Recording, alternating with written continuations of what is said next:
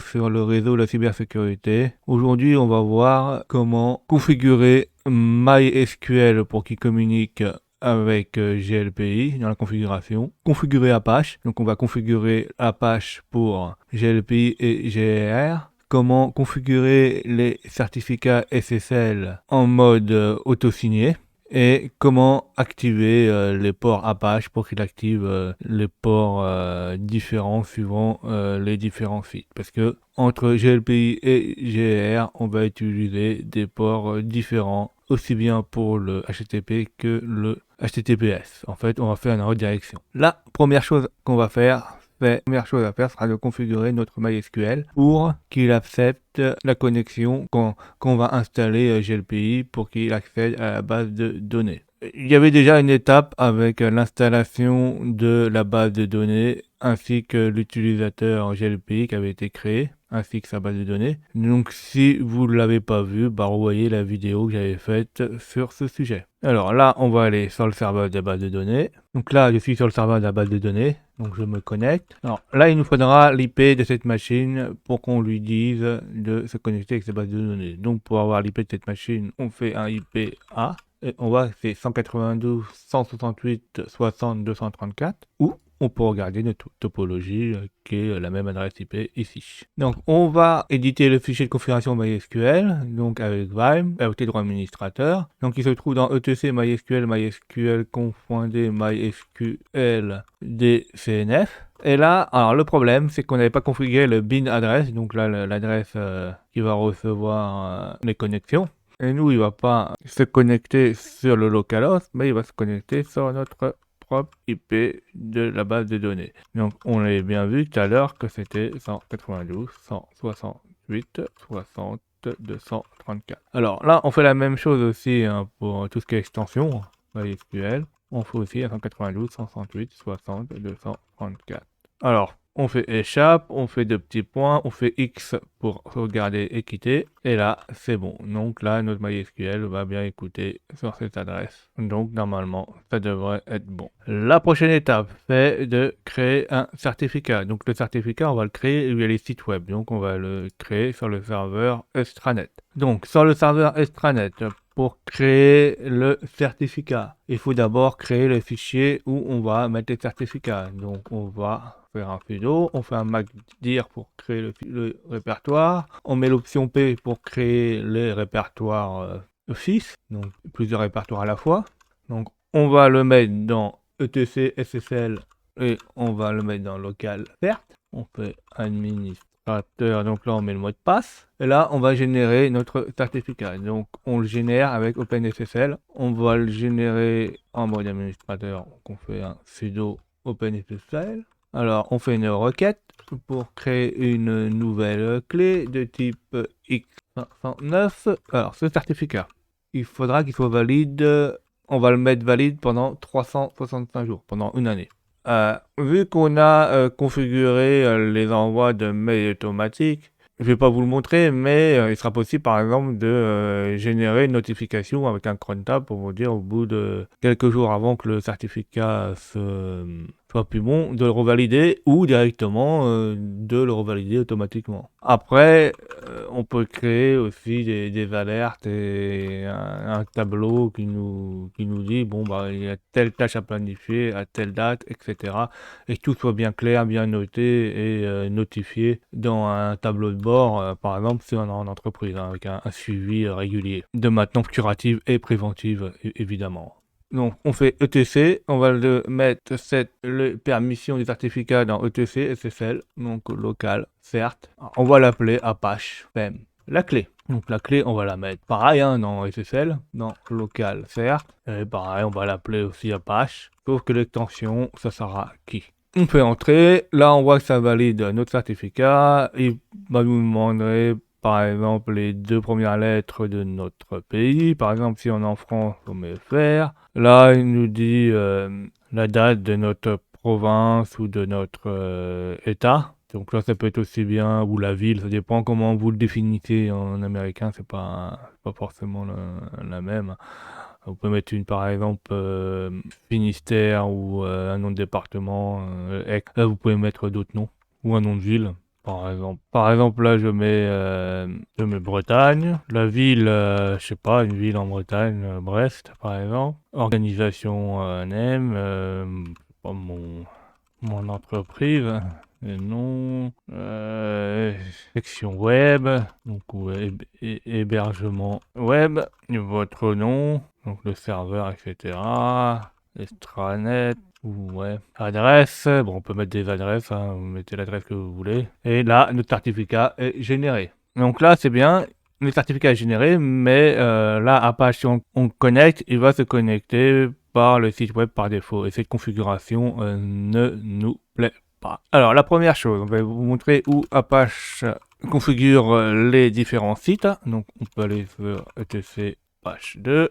Et là, en faisant ls, on voit qu'en fait, tous les sites disponibles sont dans site enviable. Et tous les sites qui ont été activés sont dans site enable ou enabled. Donc, on peut aller dans site enviable. Et là, on voit que les sites qui peuvent être disponibles sont 00 défaut et défaut conf SSL. Si on va dans site enable, on voit qu'il y a un site là qui est activé et c'est pas le bon, on ne veut pas qu'il soit activé. Alors pour le désactiver, on a une commande, donc on fait A2 qui veut dire Apache. Alors pour le désactiver, on fait 10 comme disable et qu'on désactive un site. Et là, on met le nom du site et on fait entrer. Donc là, il dit que le site a été désactivé et que pour activer la nouvelle configuration, il faut faire un systemctl reload Apache 2. Donc on fait un sudo systemctl reload Apache 2. Et là, on n'a pas de message d'erreur. Alors, comme il a été dit, on va créer des nouveaux sites. Donc, il faut le mettre dans Unviable. Donc, on va dans Site Unviable avec cd, donc change directory. Et là, avec Vime, je vais créer un nouveau fichier de configuration pour glpi et gr. Donc là, on va commencer par glpi.conf. Alors, une fois qu'on est dans glpi.conf, là, on a différentes sections que j'ai écrites. Alors, la première section, la virtual host, sur le port 80. Donc là, il va écouter sur le port 80 Apache. Et on va mettre un nom de serveur, qui est bien le service.dom, qui est le nom du domaine. Donc là, on peut avoir un serveur alias. Hein, si la personne tape à la place service.dom et qui tape www.service.dom, il sera compris. On active le moteur et là on a une règle qui permet de rediriger le lien en HTTP en HTTPS car on va utiliser la connexion sécurisée en SSL. Alors le port SSL est par défaut différent du port non sécurisé qui est le port 443. Donc on va utiliser ce port là. Le nom de domaine sera toujours le même. On va mettre en plus avec serveur admin le mail de l'administrateur. Alors vous mettrez sûrement un mail différent. On a le document route, donc c'est où il va chercher le début du site web là de GLPI. Alors c'est pas GLPI mais bien GLPI public, c'est pour sécuriser. En fait, il va faire des redirections sécurisées pour que ça fonctionne bien. Alors, la redirection sécurisée se trouve bien dans directory MediaDisk GLPI, qu'on voit ici. Alors là, on a tous les droits. Pareil, on remet l'engine, donc le moteur, en activé. On a une condition sur toutes les requêtes, sur tous les fichiers, et on réécrit la règle sur le fichier index.php. Une fois qu'on a fait ceci, il faut configurer tout ce qui est certificat, donc tout ce qui est connexion sécurisée SSL. Alors on remet un engine en on. Il faut le fichier certificat, donc là on récupère dans etc SSL locatcert apache.pem qu'on avait utilisé au début là, qu'on avait généré. Et aussi il nous faut la clé de certificat, donc ce fichier là. Donc c'est pareil, SSL certificat key file, qui se trouve dans le même répertoire etc SSL localcert. Sauf qu'il n'a pas la même extension que apache.key. On va activer certains protocoles, hein, donc tous les protocoles à défaut de SSL v2, SSL v3. Pareil au niveau déchiffrement, donc on met dans un certain ordre, donc on met en on. On désactive la compression, alors ça dépend, hein. Si vous voulez avoir une connexion plus rapide, hein, vous le mettez sur off. Si vous manquez de bande passante par exemple, vous pouvez mettre sur on. Alors faites gaffe, si vous avez beaucoup de données à faire passer en SSL et que vous le compressez, ça va utiliser des ressources sur votre serveur évidemment. Faut bien prendre ça en compte. On a le strict require, donc là en option, donc il va utiliser juste ce qu'il faut. et on a Cipher Suite, donc là les chiffrements. Donc on utilise tous les chiffrements hautement sécurisés, sauf on exclut tous qui sont nuls, donc qui apportent aucune sécurité, et on désactive aussi bien le MD5 qui a des problèmes de collision. On met le log à warning, donc tout ce qui est warning, on va l'archiver. Alors tout ce qui est aussi erreur là, ça va être mis dans erreur GLPI. Alors vous pouvez mettre aussi dans erreur log si vous voulez, ou on peut le séparer. Donc alors le séparer c'est plus simple quand il y a une erreur qui vient de GLPI, on n'est pas obligé de parcourir toutes les listes, s'il y a surtout des millions de plusieurs services, etc. Donc ça c'est simplifié. Et là j'ai mis un custom log, alors là je l'ai combiné avec les access, donc j'aurais pu faire access underscore GLPI, mais j'ai mis combinette pour que vous appreniez comment on fait pour combiner des logs avec d'autres. Donc une fois que ceci est fait là, on a juste la configuration qui est écrite, c'est pas activé. Donc la première chose à faire en fait, alors le SSL n'est pas activé par défaut, donc ça il faut l'activer. Il faut l'activer en faisant un sudo, on fait un page 2. Donc c'est un, il faut l'activer, donc il faut faire en comme enable, et c'est un mode, c'est pas un site, donc on met mode, et là qu'on va activer c'est SSL. Donc là il dit que pour l'activer il faut faire un systemctl restart Apache, donc là on a autre chose à activer aussi, il faut activer le site GLP, donc on va faire aussi un sudo A2, donc activation. Là, c'est un site, par exemple, et le site s'appelle GLPI. Donc là, c'est activé, c'est bon. Et là, on va redémarrer Apache. Donc, on va faire sudo systemctl reload et Apache 2. Donc là, c'est bon. Alors, on peut faire un sudo aussi service Apache de status pour être sûr qu'il n'y a pas d'erreur. Alors, normalement, s'il y a une erreur, il nous l'aurait dit là. Mais là, ça a l'air d'être bon. Alors, on a quelques problème de domaine, de nom de domaine. Pour être sûr que ça fonctionne, il faut aller sur un client Microsoft Windows 10. Donc on va dessus, on se connecte. Alors pendant la connexion, on aura le choix, c'est soit on mettra l'adresse IP, donc qui est 192.168.60.241, soit on va mettre le DNS, on va mettre les deux pour voir si la redirection fonctionne. Alors, vu qu'on a utilisé un certificat auto-signé, on aura une exception à lever au niveau du navigateur pour que ça fonctionne. J'ai pas acheté de nom de domaine et je ne peux pas vous le montrer comment faire avec Let's Encrypt. Donc en entreprise, vous achetez un vrai nom de domaine et vous utilisez soit Let's Encrypt, soit vous achetez des certificats qui sont validés par des autorités. Alors une fois qu'on est sur le bureau, on lance le navigateur. Là, on met la première adresse IP, donc 192.168.60.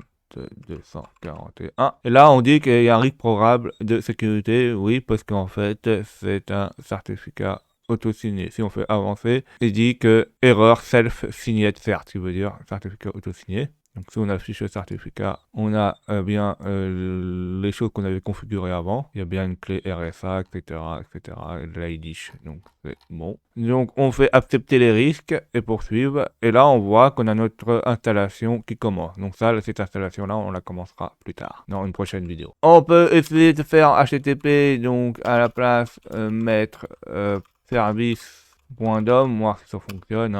Donc là, pareil, on a un problème du certificat, donc on fait accepter et poursuivre le risque, et c'est bon, ça fonctionne. On retourne sur notre serveur extranet. Alors là, il faut faire attention, pendant l'installation de GLPI, on aura des choses à sécuriser, et surtout dans le PHP init, il faudra activer les cookies sécurisés.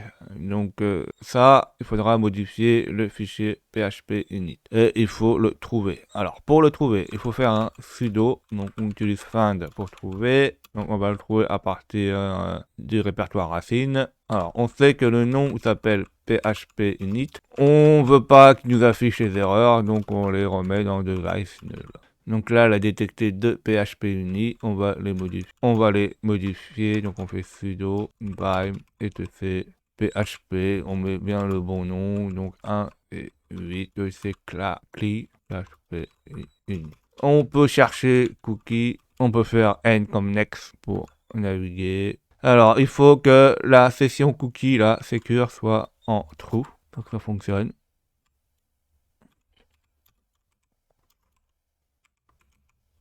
Et on a aussi la session cookie HTTP online, il faut mettre ça en true. Donc là, les deux choses qu'on a mis, là, il faut que les cookies soient sécurisés en SSL. Et pareil, là, il faut qu'on ait une session cookie HTTP only, il faut que quand on est en ce mode-là, que ça fonctionne. Alors nous, on aura une redirection, donc la HTTP only ça sera difficile de l'avoir à moins de la forcer.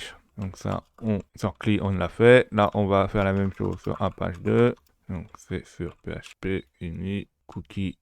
Alors, c'était secure, qui secure. Donc là, on supprime en faisant del, donc dl, on insère, on met true. Alors, le deuxième, c'était cookie HTTP. Donc là, on l'a, cookie HTTP only, et on met en true. Et normalement, pour que ça prenne en compte, il faut redémarrer le serveur Apache en faisant sudo service Apache de restart. Et il faut voir si on n'a pas d'erreur. Donc ça, et là, il n'y a pas d'erreur, donc c'est bon. On va s'occuper de GR. Donc là, c'est un autre site de gestion de ressources. Donc, on va éditer GR avec Vime.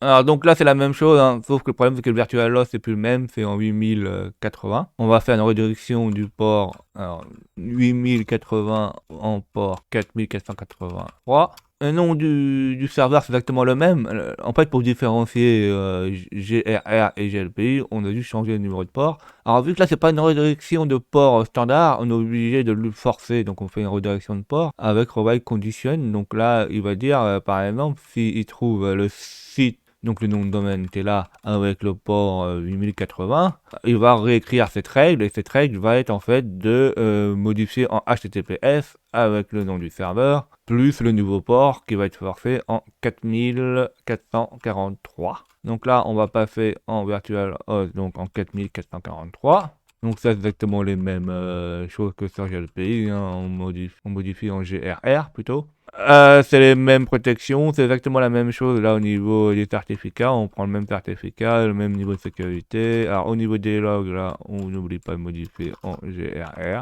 Et là, ça devrait être bon. Donc là, on va faire comme sur GLPI, on va activer le site GRR. Alors on fait un sudo Apache 2, donc enable site, alors c'est pas le même, il s'appelle GRR. Et là, il nous dit de recharger Apache 2. Donc on va le recharger. Système ctl reload Apache 2. Alors là, on voit qu'il n'y a pas d'erreur. Par contre, ça va pas fonctionner parce qu'en fait, le port 8080 et 4443 n'est pas activé par défaut dans les ports d'écoute d'Apache 2. Donc ça, on va modifier le fichier de configuration des ports de Apache. Donc on fait un sudo, donc on va modifier le fichier avec Vime. Donc le fichier se trouve dans etc Apache 2 et il s'appelle port.conf. On va le modifier. Alors là, on va lui dire d'écouter les ports 8080 pour notre site GR. Et pareil, là pour les modules de certificat SSL, on aura un nouveau port qui sera le 4443, donc on modifie. Et pareil, hein, pour le module NewGTL, on va lui mettre aussi le même port 4443. Une fois que là c'est fait, on quitte et il faut encore redémarrer ou recharger les services Apache. Donc là on va directement le redémarrer, enfin un restart. Et pour voir que tout ceci fonctionne, il faut retourner sur notre client Windows 10. Donc on va faire ça. Et là, on a deux options qui nous sont proposées. C'est soit on met l'adresse IP, soit on met le nom de domaine. Donc 192, 168. 60 241 et là on lui spécifie bien le port 8080. On a le même problème avec le certificat, donc ça c'est pas grave, on fait avancer, on fait accepter et poursuivre. Et là on voit que la gestion de réservation des ressources, en tout cas là ça fonctionne, hein. Là on pourra l'installer plus tard dans une autre vidéo. On faut vérifier aussi au niveau du DNS, hein, ça fonctionne aussi, donc toujours en HTTP. Si je mets un service un DOM et puis je mets en 80, alors est-ce que ça va fonctionner? Pareil, là ça fonctionne, c'était redirigé, j'ai le même problème de certificat. Et on fait accepter et poursuivre, et là c'est redirigé, donc il n'y a pas de problème. Alors j'espère que vous avez appris beaucoup de choses, hein. Donc ici là on a configuré Apache, on a généré des clés de certification, donc on a fait deux configurations de sites GLPI et GR. GRR. On a activé des nouveaux ports en écoute au niveau Apache. On a vérifié que tout fonctionnait au niveau des certificats, HTTPS et tout ça. Et on a sécurisé un peu là les cookies pour GLPI. Donc j'espère que vous avez appris plein de choses. N'hésitez pas à mettre des commentaires pour que j'ai des retours. Mettez des pouces bleus, abonnez-vous et surtout cliquez sur la cloche de notification pour être au courant des dernières vidéos qui sortent.